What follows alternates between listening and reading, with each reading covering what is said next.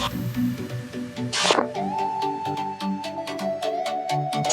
what's up? It's Kit. Time for another video. Today we're going to be rigging the KS Jig, and the KS Jig is from the same guy that made the K-Tan.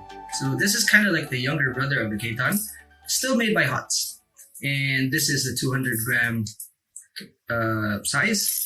We are going to be rigging it with the tuned Kan Moru from Kamakatsu. And this is literally one of my favorite hooks. It's a nice one, actually. Very nice, sturdy hook. Now, again, just so we get this out of the way, okay?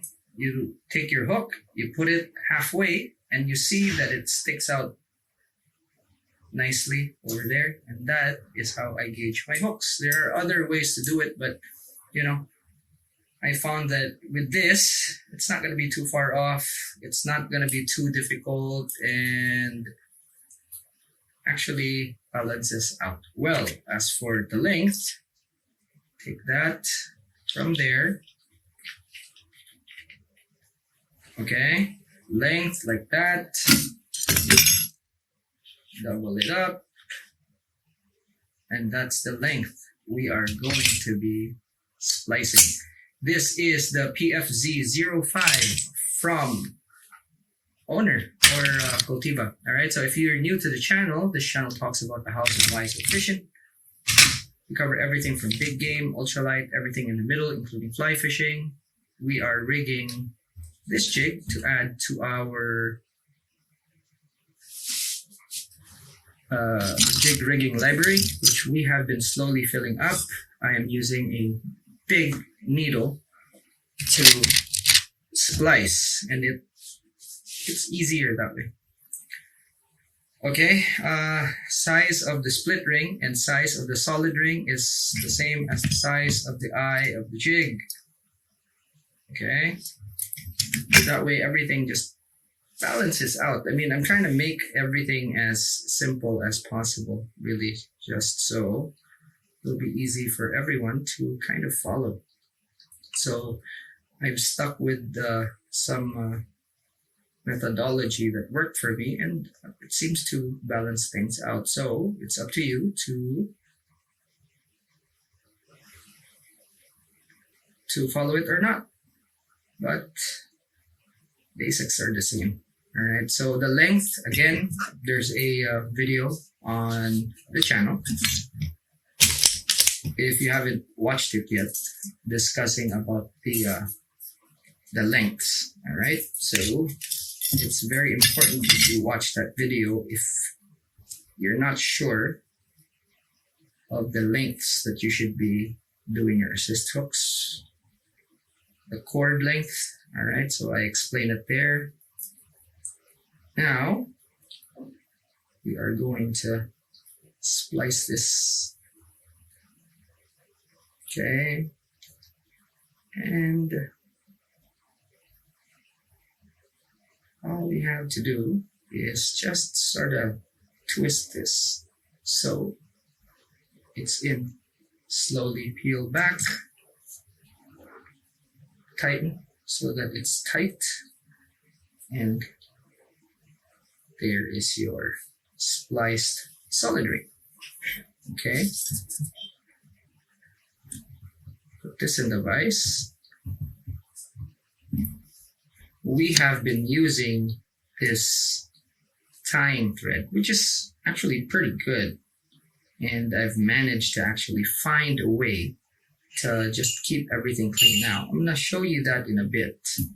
So now we are just going to wrap a base, because we are going to super glue, and when you super glue, what you want is you want to have that thread base there so that it actually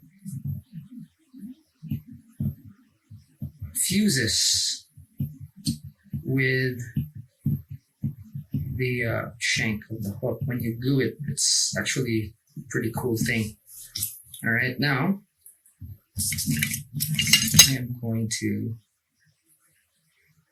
now watch how I position this. This is already sideways, as you can see. That is so we're prepared for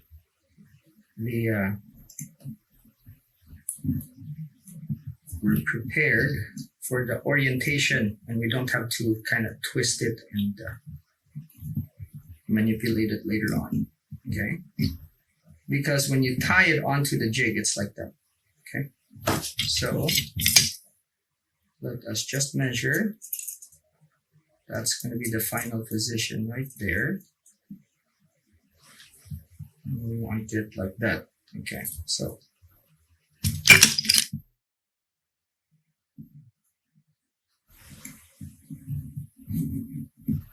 okay, make sure that it's good to go.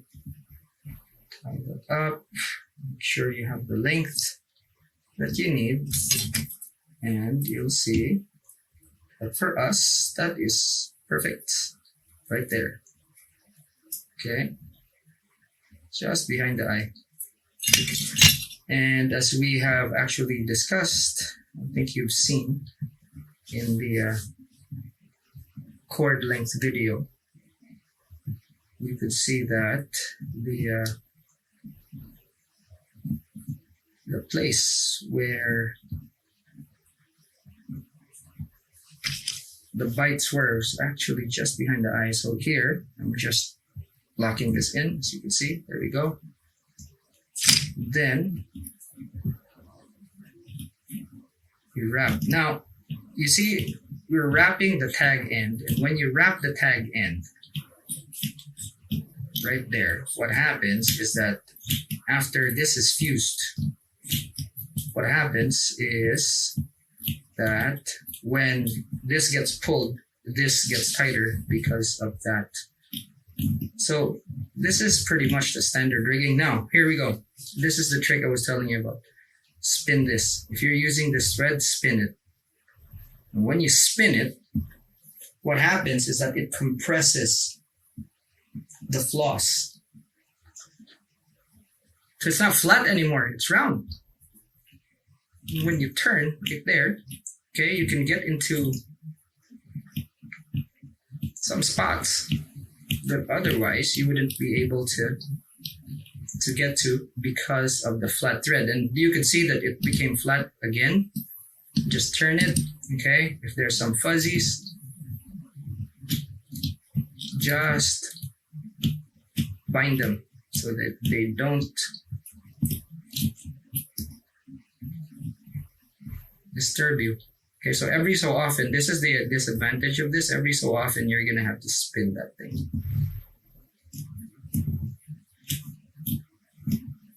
Okay, now before I lock it, I will spin this so that I won't have fuzzy stuff.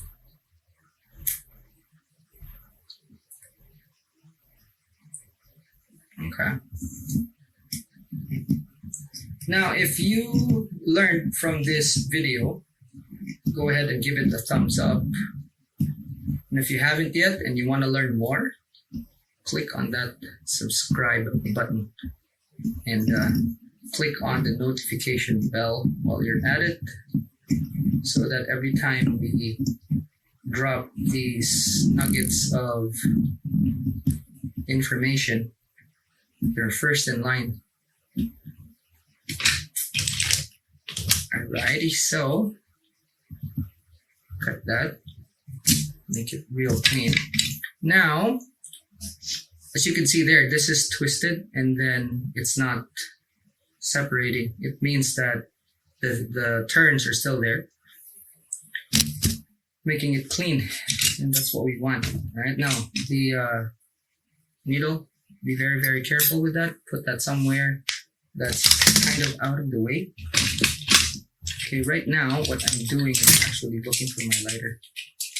I have a lighter here I use to get the fuzz off of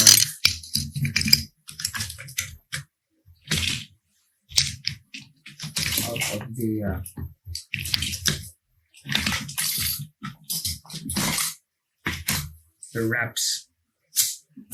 Okay, all you have to do is just do that. Okay, it should. Okay, even here, okay, sometimes there's fuzzies. You just run that like so, and it'll help clean everything up. Much more efficient if you actually hold it like that. All right, but don't do too much, because if you do it too much, it'll kind of burn things. All right, now while you're here, what you need to do is just take your super glue.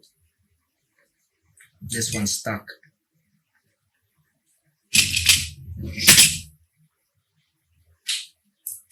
All right. Okay. Now I don't know if this is going to flow. Nope. Need to give it some encouragement right there. Now this will flow. There we go. Okay. And the characteristic of this thread is that it sucks up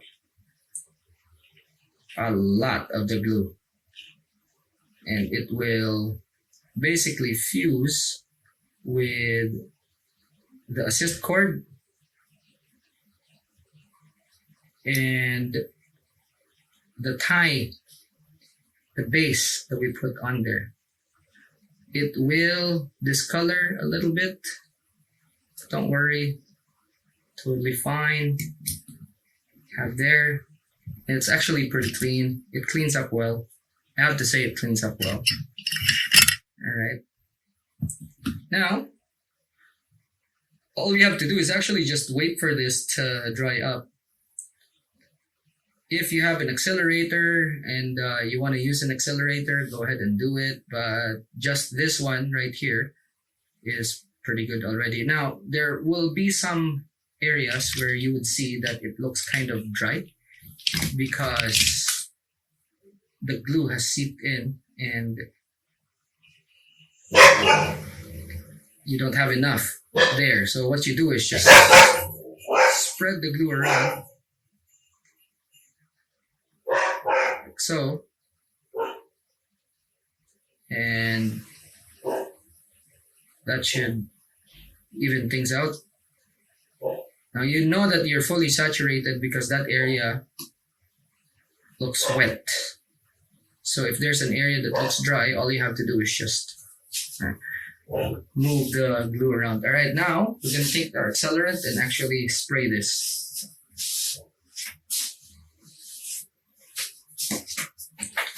This is cheap accelerant. It comes as a set. So yeah, it's only 15 dirhams here in Dubai in Dragon Mart. It doesn't have to be expensive. And there's even cheaper ones on Amazon that I have seen. So just go ahead and check. And if I actually kind of wipe off the white stuff, it's good. All right. There we go. That is it. So we have this and it looks really clean. And if you look, everything is plasticized, really fused in there. And that thing is not going to move. Right? That's now let's rig it to our KS and see how we did. So this one is going to be pretty close to the eye. Actually, it's probably a good idea to just see if it moves. I'm sure it won't. But I just had to, you know, pull as forcefully as you can just to see if it moves, and it didn't, you know, solid as a rock. So I'm pretty sure that if a big old amberjack comes around and tries his hand at this, gonna be a dinner guest for sure. All right, and yeah, this configuration actually will catch a lot of amberjack because it's a bit shorter than what we normally tie. And basically, if you do it like this, as opposed to somewhere that's over here, you'll catch fewer, but you'll catch bigger. All right, so even shorter still, like that, just at the eye. What happens? Okay, so this is about the same configuration as like targeting really big ones. Most of the time, the smaller ones would grab here, but the big ones would always grab at the top. So you'll feel bump, bump, bump, and then boom, hook up. And that's basically the smaller ones trying to bite it, and then a big one just comes around, or it noses it, it noses it until it becomes really aggressive, and because it can't really bite it, and then bang. So yeah, usually for this type of configuration, it's as mentioned in the cord length video, this is the sort of config you do to catch bigger fish, whereas the one that I showed where it was longer is for pretty much more hookups. So this is a bit of a selective rig, but that's it. Super clean, super nice. If you have questions, go ahead and drop them in the comment section. Again, if you want to learn more and you haven't yet, click on that subscribe button. And that's it for today. All right. If you have questions, again, drop them in the comment section. I always reply. Like the video if you learned something. All right. Thanks so much for hanging out with me today. I'll see you in the next one. Class dismissed.